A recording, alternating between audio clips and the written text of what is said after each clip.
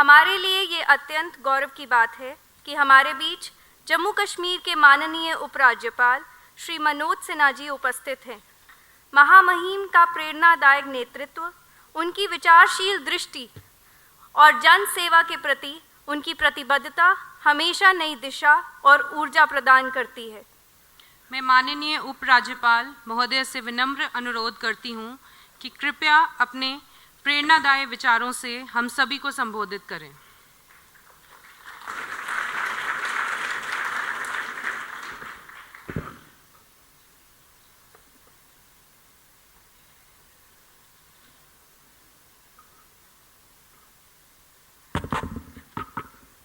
इस महत्वपूर्ण कार्यक्रम में मंच पर उपस्थित सम्मानित विधायक श्री अरविंद गुप्ता जी, जम्मू कश्मीर प्रशासन के secretary health and medical education doctor Syed Abid Rashid, Jammu medical college के principal doctor Ashutosh Gupta, president IAPM doctor Usha Kini, vice president IAPM doctor Rini Malik, treasurer doctor Harendra Kumar, secretary doctor Ranjan Agarwal, सभी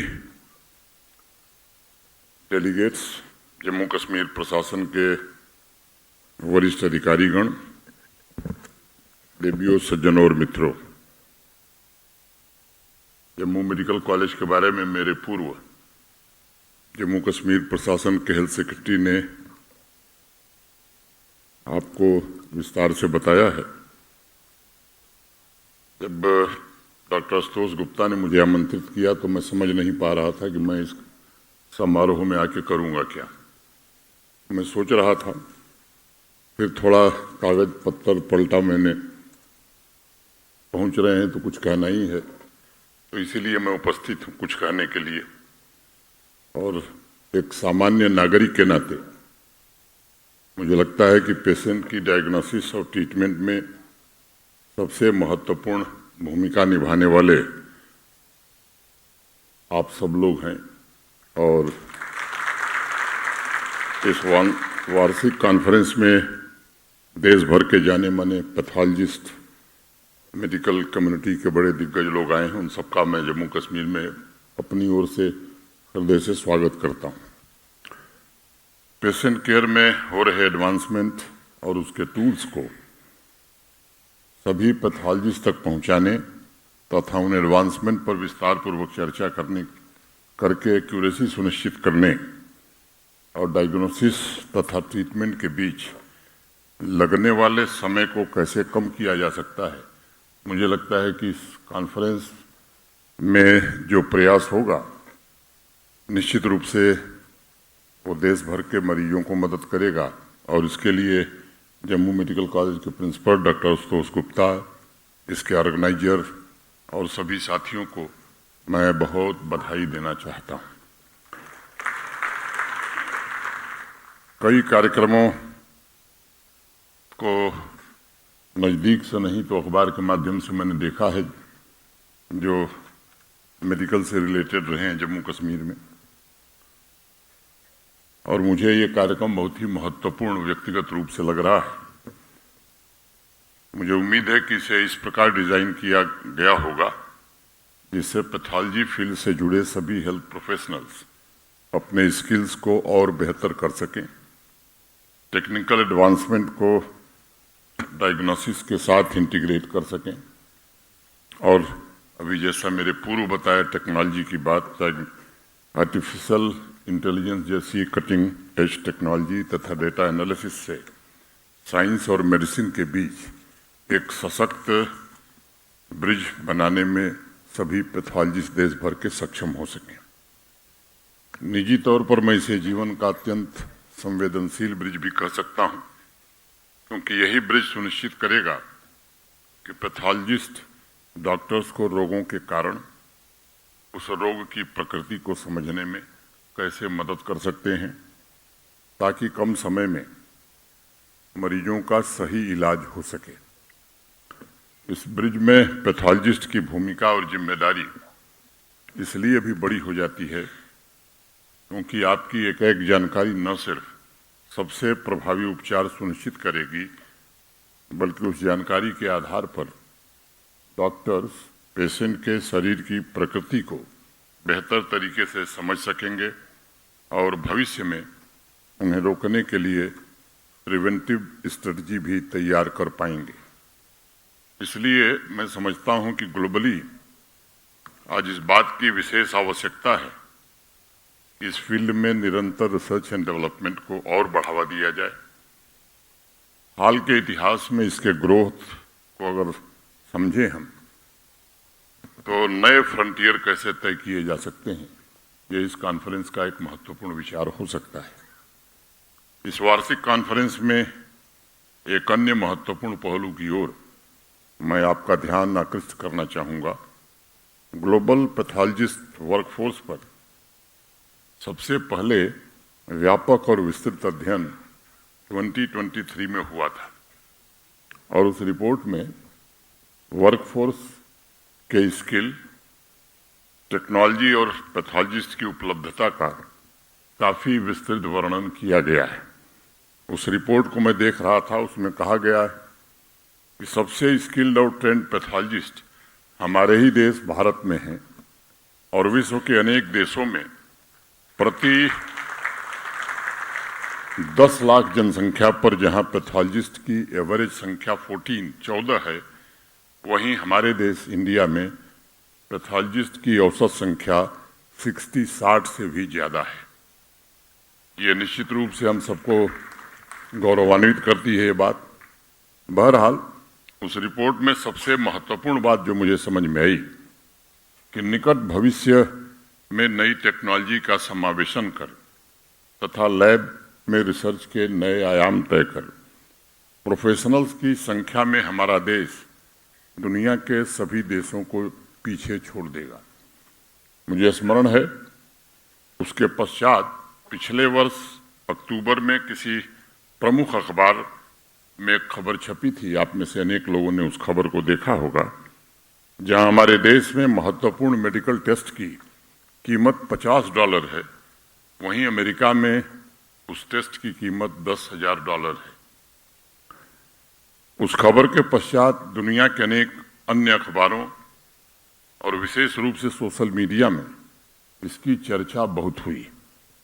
दूसरी महत्वपूर्ण चर्चा वर्ल्ड मीडिया में इस बात की भी थी कि भारत में जितने भी हाईली ट्रेंड और कैपेबल पैथोलॉजिस्ट हैं भारत में, जो निरंतर आयोजित किए जा रहे रोबस्ट ट्रेनिंग प्रोग्राम से गुजर रहे हैं, उन्होंने इंटरनेशनल लेवल पर बड़ी ख्याति अर्जित की है। मैं समझता हूं कि वर्ल्ड मीडिया में इस तरह का कवरेज, जहां एक तरफ पैथोलॉजिस्ट को मोटिवेट करता है, नई जनरेशन के प्रोफेशनल्स को इंस्पायर करता है, वहीं एक बड़ी जिम्मेदारी भी आपके कंधों पर डालता है। हमें न सिर्फ इस स्टैंडर्ड को मेंटेन करना है, बरकरार रखना है, बल्कि एडवांस डायग्नोस्टिक टेस्ट के द्वारा प्रिसिशन मेडिसिन अप्रोच को हेल्थ केयर की मुख्य धारा बनाना होगा। प्रिसिशन मेडिसिन के लक्ष्य के लिए मुझे लगता है कि बड़े डेटाबेस को और इंटीग्रेट करने की जरूरत होगी। आपको डेटा इंटरऑपरेबिलिटी के लिए नए स्टैंडर्ड भी बनाने होंगे। लैब्स में ऐसा इंफ्रास्ट्रक्चर तैयार करना होगा जहां आपसी तालमेल एवं बिग डेटा और आर्टिफिशियल इंटेलिजेंस की मदद से डेटा को डॉक्टर्स के लिए क्लिनिकल इंसाइट में तब्दील किया जा सके। और इसलिए मुझे लगता है कि एक डॉक्टर के तौर पर नहीं, एक जिम्मेदार नागरिक के तौर पर जब विचार मैं करता हूं तो मुझे लगता है कि इस कॉन्फ्रेंस में क्या क्या चीजें हम कर सकते हैं, क्या रिजॉल्व हो सकता है इस कॉन्फ्रेंस का। तो मुझे लगता है कि पहली बात, कटिंग एज एडवांसमेंट के द्वारा पैथोलॉजी फील्ड को और सक्षम बनाकर हम डायग्नोस्टिक एक्यूरेसी सुनिश्चित करें और मल्टी डिसिप्लिनरी रिसर्च के द्वारा पेशेंट्स के फ्यूचर ट्रीटमेंट के लिए एक स्टैंडर्ड प्रोटोकॉल डेवलप करने में कैसे हम इससे मदद पा सकते हैं। दूसरा निवेदन मैं कहूँगा कि एजुकेशनल प्रोग्राम और ट्रेनिंग में जो गैप्स हैं उनको चिन्हित किया जाए और उसके मुताबिक नए ट्रेनिंग मॉड्यूल बेहतर से बेहतर तैयार किए जाएं। तीसरा आग्रह मेरा होगा कि डायग्नोसिस के लिए समर्पित सुविधाएं, जो डॉक्टर आशुतोष गुप्ता ने शुरुआत में बात कही राजौरी और पुंछ की, ऐसे जो सुदूर के अंचल हैं, दूर दराज के इलाके में पेशेंट को प्रदान करके उनकी क्वालिटी ऑफ लाइफ को और कैसे बेहतर करके हेल्थ केयर सिस्टम को और बेहतर हम बना सकें। इसलिए ग्रामीण इलाकों में डायग्नोसिस और ट्रीटमेंट के बीच समय को अगर कम करने में ये कॉन्फ्रेंस मदद कर सकी, पब्लिक सेक्टर और प्राइवेट सेक्टर, मैं जानता हूं कि दोनों को इसके लिए आगे आना होगा। जम्मू कश्मीर में जो कुछ भी डॉक्टर आबिद शाह ने बताया है, मैं मानता हूं कि ये पिछले कुछ वर्षों में भारत के आदरणीय प्रधानमंत्री श्रीमान नरेंद्र मोदी जी के कारण हेल्थ सेक्टर में भी बड़ा भारी ट्रांसफॉर्मेशन हुआ है। और आभा यानी आयुष्मान भारत स्वास्थ्य खाता के तहत डिजिटल रिकॉर्ड के माध्यम से लैब डायग्नोसिस के रिजल्ट को सुरक्षित रूप से स्टोर और शेयर किया जा रहा है। इसे आजकल एक डिजिटल स्वास्थ्य आईडी के रूप में भी देखा जा रहा है। पेशेंट को अपने लैब रिपोर्ट, प्रेस्क्रिप्शन और अन्य स्वास्थ्य कार्ड को एक जगह सुरक्षित रखने में इससे मदद मिल रही है। अब लैब के द्वारा प्रदान की गई डिजिटल रिपोर्ट सीधे पेशेंट्स के व्यक्तिगत स्वास्थ्य कार्ड रिकॉर्ड एप्लीकेशन पर भेजने की व्यवस्था हो सकी है और इससे निश्चित रूप से ट्रीटमेंट में तेजी और एक्यूरेसी भी आई है। चौथा आग्रह मैं करूंगा कि सभी स्टेक होल्डर्स मिलकर जो दूर दराज की बात हमने कही है वहां पहुंचावें और लैब से कैसे ग्रामीण और सुदूर अंचल के इलाकों को हम कनेक्ट कर सकें, ये हमारा एक उद्देश्य होना चाहिए। मॉडर्न हेल्थ केयर सिस्टम को इससे ही हम मजबूत बना सकते हैं। हर पेशेंट की क्वालिटी ऑफ लाइफ को निश्चित रूप से हम बेहतर बनाने में मदद कर सकते हैं। और एक अंतिम बात जो अपने अनुभव के आधार पर मैं कहता हूं, बहुत सारी फर्जी रिपोर्ट भी आ जाती हैं और लोग विद्वान लोग हैं वो कह नहीं पाएंगे, मैंने सोचा कि मैं इसका जिक्र जरूर कर दूं। और सामान्य रूप से ये कुकुरमुत्ते की तरह इतने फैल गई हैं लैब कि अब डर न लगने लगता है कि रिपोर्ट सही है कि नहीं है। तो सामान्य रूप से किसी बीमारी के समय एक बार नहीं 2-3 बार आदमी टेस्ट कराता है कि रिपोर्ट ठीक है कि नहीं है। इसकी क्या व्यवस्था हो सकती है, मेरा अनुरोध होगा कि इस पर भी गंभीरता से चिंतन करने की जरूरत है, क्योंकि एक सामान्य आदमी बड़ा विश्वास और भरोसा करके वो जांच कराता है और अगर रिपोर्ट गलत निकलती है तो बहुत लोगों की जान जोखिम में आ जाती है। ये हमें बराबर ध्यान में रखने की आवश्यकता है। मैं यहाँ आए हुए सभी लोगों का स्वागत करते हुए आपके कॉन्फ्रेंस की सफलता की शुभकामना देता हूँ और एक बड़ा लक्ष्य प्राप्त करने में प्रोफेशनल स्किल के साथ करुणा और संवेदनशीलता, ये 2 बड़े महत्वपूर्ण गुण होते हैं। मैं अनुरोध करूंगा इन दोनों के साथ आप काम करें। मैं इस कॉन्फ्रेंस की सफलता की माता वैष्णो देवी से प्रार्थना करता हूं। बहुत बहुत धन्यवाद। नमस्कार।